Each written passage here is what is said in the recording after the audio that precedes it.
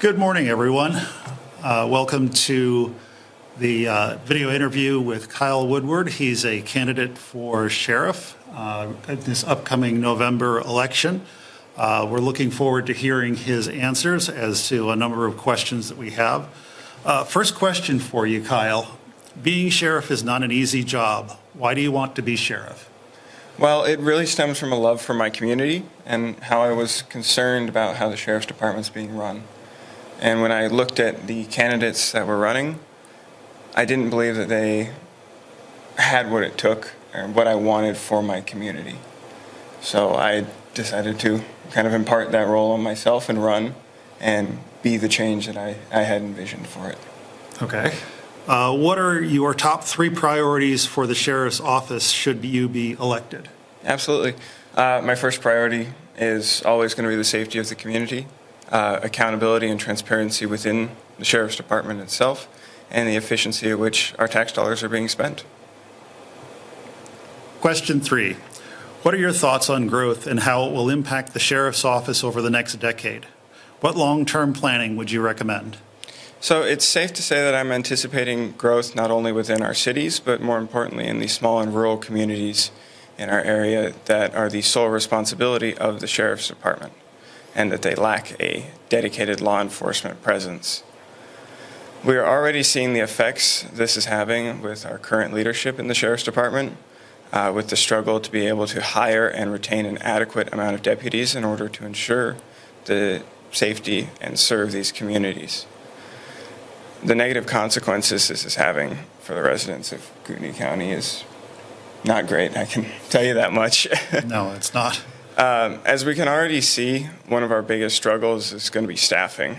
I believe that it's the job of the sheriff to create and foster an environment within the sheriff's department that is going to be enticing to individuals who want to be law enforcement officers and want to serve our community. And I plan on fostering that. I plan on making an environment within the sheriff's department that is going to attract these qualified individuals who are passionate about their work and passionate about serving the community. Question 4. What are the strongest qualities you possess, and how do you feel they will benefit the sheriff's department and the citizens? Absolutely. My strongest quality is my love for my community. And because of that, I'm always going to put my community first above anything else. That's why I'm an independent candidate. I don't have a political party. My sole purpose in this election is to serve my community, and I want to do the best job possible for them. I'm also a dedicated worker. Sometimes to my own detriment, I like to sometimes put my work above myself, and that's what's needed for this job. It's a selfless job. It's not an easy job at all. Absolutely, it is. It's a difficult job for sure. And also being younger and kind of more of an out-of-the-box thinker is I believe a great benefit as well that I have. With the change, the growth that's happening up here, it's going to require somebody that is dynamic and is able to come up with ideas and solutions to problems that not only we face now, but are going to face in the future. And so let's conclude with your closing statement. Absolutely. I'm not shy about the fact that I am an unconventional choice, but often an unconventional choice is what's needed.